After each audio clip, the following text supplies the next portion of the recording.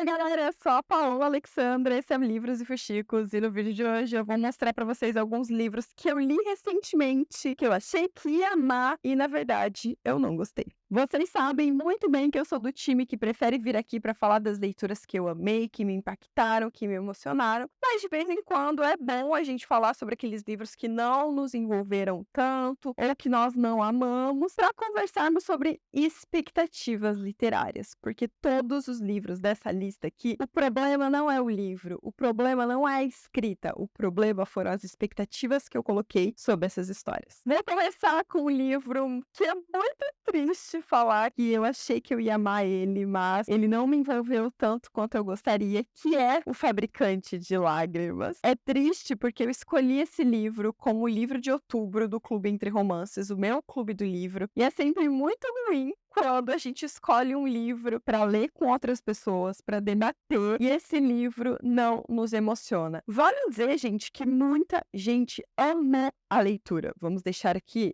alguns comentários para vocês verem. Muita gente chorou, se emocionou do início ao fim, ficou apaixonado pelo casal. Agora eu, que estava esperando sentir altas emoções, acabei me frustrando. Por isso que eu falei que o lance é as expectativas literárias. Eu escolhi para outubro o Fabricante de Lágrimas porque a gente começou o mês fazendo, lá no Clube Entre Romances, uma maratona de leitura, lendo Amor às Causas Perdidas. E Amor às Causas Perdidas fala sobre adoção, sobre personagens quebrados por causa de decisões familiares e sobre abandono. E o Fabricante de Lágrimas também fala sobre esses mesmos temas, só que em uma visão menos feliz das coisas, um lado mais trágico. Eu queria muito trazer esses dois polos para que a gente discutisse em um mesmo mês, em outubro, a temática de adoção e a temática de abandono. Então foi proposital. E exatamente por isso foi um livro que a gente conseguiu fazer discussões muito valiosas no clube. Falar sobre família, sobre marcas que ficam e que às vezes, por mais terapia, por mais que a gente busque ajuda, sempre vão deixar cicatrizes na nossa alma. E que é um pedaço vazio que é dificílimo de preencher. Realmente foi uma leitura valiosa. Não foi uma leitura que a gente não gostou de nada dela, no caso eu. Mas a grande parada aqui é que o livro não me arrancou tantas emoções quanto eu achei que eu iria sentir. Primeiro ponto, que é um livro de bully romance, então a gente já tem que começar falando aqui, que é um livro problemático, ensina a construção do relacionamento amoroso. Eles têm 17 anos, se conhecem desde sempre porque eles estão no mesmo lar adotivo e, de repente, com 17 anos, surge a possibilidade de eles serem adotados por uma mesma família. Então, eles vão para uma mesma casa. Só que os dois não se suportam, ele trata ela muito, muito mal, sempre tratou. Só que no mesmo teto, eles vão acabar se aproximando mais e a nossa protagonista vai questionar o mocinho. Por que você me trata assim? Por que você não me deixa entrar? Por que você só me oferece coisas ruins? E aí, né, que a gente vai ver que tem ali os traumas do passado. O mocinho, ele foi abandonado, ele foi deixado no orfanato quando ele tinha, acho que 5 dias de idade ali, em um cestinho com um bilhete, não tinha nome, ele foi acolhido nesse orfanato. Então ele tem uma síndrome do abandono gigantesca e outros elementos emocionais que foram diagnosticados ao longo da sua vida, ao longo dos terapeutas com os quais ele passou. Então, sim, é um mocinho quebrado e é uma mocinha em contrapartida sonhadora, que tem bondade, que tem doçura, que tem gentileza para oferecer. E ela oferece isso para ele, mesmo ele tratando ela mal. Vai entrar nesse jogo sujo, meu irmão? Bully romance, gente. Realmente é um relacionamento amoroso que começa de uma forma deturpada, que começa de uma forma problemática. É uma das temáticas do livro. Só que não é uma leitura que foca no romance, por isso ele consegue trazer vários questionamentos e elementos importantes para a gente pensar sobre os lares adotivos, sobre as crianças que são renegadas ao sistema, sobre as crianças que se tornam invisíveis e que sofrem constantemente sem ter o amor de uma família. É um livro muito profundo. A escrita da autora é uma escrita muito poética. Eu gostei muito da forma como ela trabalhou aqui a construção dos personagens e como eles são os mesmos no início e no final do livro. As personalidades deles não mudam, independente das emoções e das coisas boas e ruins que acontecem na vida deles. Só que aquele tipo de livro, muito dramalhão, são 600 páginas, era uma história do Wattpad, então em muitos momentos ela é repetitiva. E sei lá, gente, por mais que eu tenha gostado das temáticas que ela trabalhou aqui, relacionadas à adoção e relacionadas ao abandono parental, o livro não supriu todas as minhas expectativas, não foi uma leitura que eu amei, e eu realmente achei que ia ser um 5 estrelas e que ia ser uma das melhores leituras do ano. No final, eu dei 3 estrelas por causa da escrita da autora, das temáticas trabalhadas e dos protagonistas, mas foi um livro bom, um livro ok, que na minha cabeça ele tinha, assim, potencial para ser grandioso. O segundo livro dessa série é muito parecido, que é A Empregada. Levo vida de empreguete, eu pego às 7. Aqui nós temos um suspense psicológico com uma protagonista que acabou de sair da prisão e ela quer uma chance de recomeçar. Ela vai ser contratada para trabalhar como empregada na casa de uma família extremamente rica. Ela tem um quartinho para ficar dentro dessa casa. Coisas nessa casa, logo de cara, já a deixam desconfiada. Tem algum segredo ali e os seus contratantes, que esse ambiente não está contando para ela, por mais que essa personagem seja desconfiada. Mas ela, como uma ex-presidiária que precisa ser realocada dentro da sociedade, não recebe grandes oportunidades de trabalho, então a única chance dela de recomeçar é dentro dessa casa, e por isso ela vai se submeter a muitas coisas, gente, que, meu Deus, deixam ali uma pulguinha atrás da orelha. Ela sabe que tem alguma coisa errada. Esse é um livro extremamente gostoso de ser lido e ótimo para você sair de uma ressaca literária, porque ele é muito rápido de ser lido e realmente a escrita da autora é o tipo de escrita que conversa com você. Também é um livro que ele tem mais de um ponto de vista, então ele começa sendo narrado por uma protagonista e depois ele vai dar uma grande guinada, que é um dos primeiros plot twists da história, e aí quando outro narrador aparece nessa história, de fato é impossível você parar de ler, porque esse outro narrador é maravilhoso. O momento que ele entra na história, a história vira assim, gente, sério, ela alcança outros patamares. Mas mesmo sendo um livro que eu considero bom, que é um livro de suspense, que cumpriu ali muito do que ele prometeu, eu acho que é um livro que, na minha cabeça, ele tinha espaço para ser muito mais. Eu não sou uma leitora assídua de suspense. Então, quando eu vou ler um livro de suspense, eu fico muito atenta a todos os detalhes. E acontece que em A Empregada eu peguei um dos primeiros plot twists muito rápido, eu desconfiei muito rápido de uma das coisas. E quando isso acontece, tira um pouco o brilho da minha mente. Porque quando eu leio suspense, já que é tão raro, É verdade. eu quero que seja um suspense do qual eu não vá desconfiar de nada, do qual todas as minhas teorias vão cair por chão, do qual eu realmente, gente, vou terminar o livro com a cabeça assim, explodiu, sabe? E aqui isso não só não aconteceu, porque eu descobri um dos segredos ali, um segredo assim, vai, muito rápido, e isso tirou um pouco ali da minha experiência com a leitura, como eu também achei o final muito estranho. Eu acho que descaracterizou duas das personagens principais da história. Acabou que a autora quis seguir por um caminho ali que não me agradou, que eu achei que tirou um pouco o brilho desse suspense. Pra mim também foi 3 estrelas e não chegou perto ali dos meus suspenses favoritos. E por isso, fica aqui o apelo, se você conhece suspenses psicológicos, eu gosto disso, gente, de suspense que trabalha com a nossa mente, que tem essa narrativa muito envolvente, igual A Empregada, mas é daquele tipo que a gente não consegue descobrir o final, que a gente não consegue descobrir nada da história, por favor, deixe nos comentários. Porque eu gosto de ler suspense, gosto de ler de vez em quando esse estilo literário, mas quando eu faço isso, eu gosto de que seja um livro que realmente vai explodir a minha cabecinha. Condenado à Escuridão é um romance de monster romance, ou seja, ele tem aqui uma mitologia, ele tem um personagem que é um monstro, ele sofreu uma grande maldição e todo o povo, né, dessa parte fantástica que foi criado pela autora, é um povo que é metamorfo, então eles conseguem assumir uma figura humana durante o dia e também conseguem, né, se transformar ali em monstros. Eu tô falando monstros, mas eles têm um nome específico, uma mistura de besta com lobo,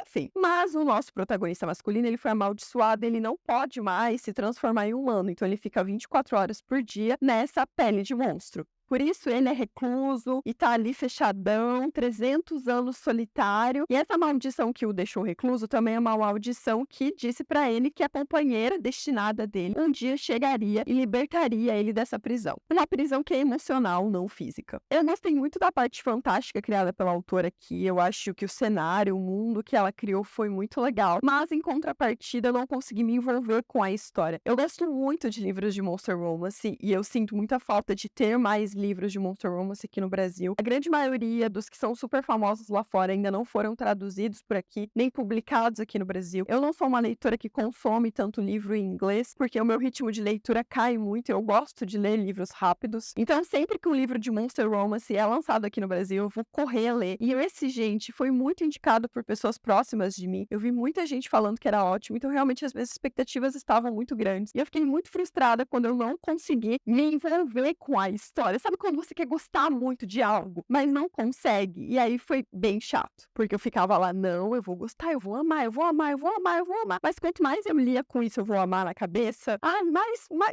assim, sabe, não funcionava, não fluía. E até então foi um livro que me deixou de ressaca, e depois dele eu fui tentar ler vários outros livros e nenhum deles ia pra frente. Eu acho que aqui uma coisa que pegou muito foi a escrita da autora, eu não consegui me identificar com a forma como ela conduziu a trama, eu senti falta de aprofundamento na parte fantástica, não gostei muito da construção dos diálogos mesmo, então não bateu o livro comigo e tá tudo bem. Vale dizer que é um livro super bem avaliado, que muita gente ama, então se você gosta de Monster Romance, é uma opção de leitura pra você, principalmente porque ele tá no Kindle Unlimited, então dá pra você baixar e já começar a leitura, mas pra mim não deu match, sabe? Não bateu. É isso. Quando ninguém está olhando, é muito triste falar desse livro, porque eu amo essa autora e eu realmente amo tudo que ela escreve, menos isso. E eu acho, sim, que a questão desse livro foi porque ele é vendido meio como um terror, um suspense psicológico, e eu acho que ele é um livro com temáticas extremamente importantes, porque ele traz aqui questionamentos sociais e raciais do racismo estrutural da nossa sociedade maravilhosos. Só que ele é um livro que ele caminha para muitos lugares e chega no final da história, parece que ele não foi para lugar nenhum. Eu comecei a ler ele muito tempo atrás, vários meses, e fiquei completamente encantada pela escrita, pelos personagens, pelos segredos aqui, porque é um suspense muito real. Nós estamos falando de um bairro que, de repente, as pessoas que são parecidas com a protagonista, ou seja, as pessoas não brancas, elas começam a sumir desse bairro. E você percebe que esse sumiço não tem a ver com política, mas com a visão preconceituosa que tá ali cada vez mais forte entre as pessoas desse bairro. Enquanto isso acontece, tem um relacionamento sendo construído aqui também com a nossa protagonista, o que faz com que a gente queira mais ler o livro, ainda mais eu que amo romance, então eu amo quando tem romance, tudo quanto é canto, com tudo quanto é estilo de história. Só que toda aquela coisa maravilhosa do começo da história, quando chega no meio, parece que você tá lendo as mesmas coisas. E aí chega no final e tudo aquilo que eu esperava quando eu li as primeiras páginas, quando eu li os primeiros capítulos, nada daquilo chegou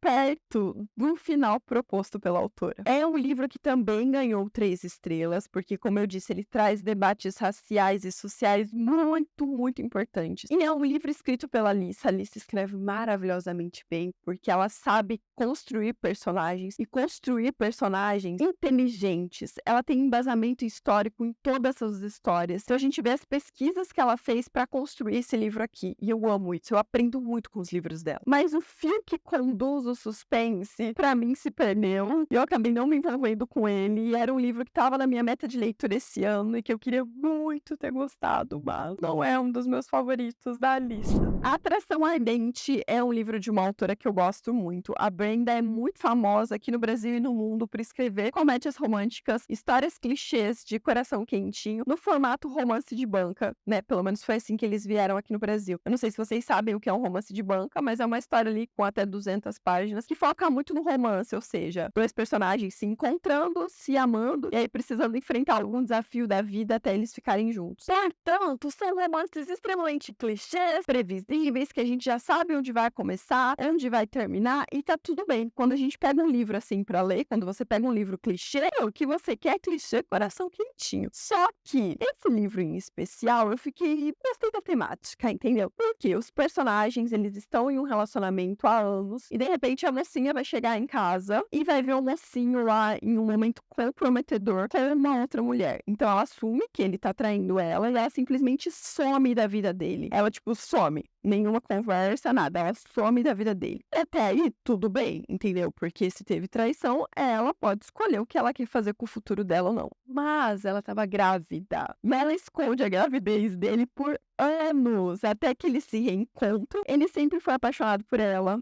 Ele não tava traindo ela. E é algo que ele fala, né, ali logo nos primeiros capítulos. Então a gente entende tudo o que aconteceu pelo ponto de vista dele, porque ele é um dos narradores principais da história. E aí, gente, a grande questão é que ela tava mentindo, tava escondendo o menino dele. Ela não quer a figura dele pra assumir a paternidade. Ela não quer ele perto de tudo que ela construiu, porque ela acha que ele é igual ao pai dela. Porque ela tem traumas traumas do pai, da traição que o pai fez com a mãe, do abandono do pai. É uma temática legal, vai, é uma coisa legal ali pra se conversar. Sei, não sei na cara dos dois personagens, entendeu? Eu gostei da criança. A criança nessa história é maravilhosa, porque crianças sempre são maravilhosas na história. E parte familiar também, né? Os protagonistas da autora sempre têm vários irmãos e cada um desses irmãos sempre tem suas próprias histórias. Então, você mergulha em uma família que vai se apaixonando aos poucos e você quer ler todos os livros dessa família. Mas eu senti falta de um carisma dos protagonistas. Achei eles muito superficiais, muito rasos, muito brigando por motivos bobos e eles sendo tão maduros, tão mais velhos. Ali, se a gente parar pra pensar nas profissões deles, porque eles são advogados, eles não conseguem falar sobre os sentimentos deles, são advogados, sabe? Tipo assim, não, que argumento que você tem em um tribunal se você não consegue falar um com o outro sobre uma criança? É por isso que eu falo que leitura é uma coisa muito pessoal, porque você tem que bater ali, sabe? O momento que você tá vivendo, com o momento dos personagens, com quem os personagens são. Não gostei do plot, não gostei Não tem graça, cara. de como as coisas foram construídas aqui, acabei não me envolvendo. E eu gosto muito dos livros dessa autora, eu já li outros e adorei, mas foi esse em especial. E é uma autora que sempre que eu tiver oportunidade eu vou ler outros livros dela. Não foi porque eu não gostei desse que não vou ler outro. Mas esse aqui ganhou 2,5 estrelas. Gente, esses foram alguns dos livros que eu li mais recentemente, que eu achei que seriam 5 estrelas, que iam ganhar 5 estrelas, mas que não foi isso que eu encontrei. E como eu disse no começo do vídeo, é muito sobre opinião. Essa é a minha opinião. Foi a minha experiência de leitura. E a minha experiência de leitura é só isso. É a minha experiência de leitura. Não quer dizer nada. Não diz nada quando a gente fala sobre a qualidade do livro. Por isso que eu sempre falo que eu não gostar de um livro é muito diferente de dizer que um livro é ruim. Porque eu não sou o centro do universo para determinar o que é bom ou não. Eu só tô aqui para compartilhar com vocês as minhas experiências. E às vezes eu boto expectativa alta no livro e também me decepciono. Espero muito que vocês tenham gostado desse vídeo. Se você gostou, lembra de dar o seu joinha. E se você chegou até o final, porque você gosta muito do meu conteúdo, vem pro Catarse. Vem apoiar o nosso conteúdo. O link tá aqui na descrição. A gente tem conteúdo extra lá, tem podcast, tem novidades, tem um grupinho exclusivo pra fofoca. E me apoiando no Catarse, você ajuda a manter o canal e também a gente comprar o nosso ar-condicionado, que é o Projeto 2024, né, amor? E é isso. Agora eu vou ir. Um super beijo pra vocês e até o próximo vídeo. Tchau! Boy, can't you talk to me? It's what I want the most in my life. They say you're out of my league, but I don't give a damn. No, deep down, I know you want it. You wanna take a leap and jump in. Oh. You wanna fall in love. You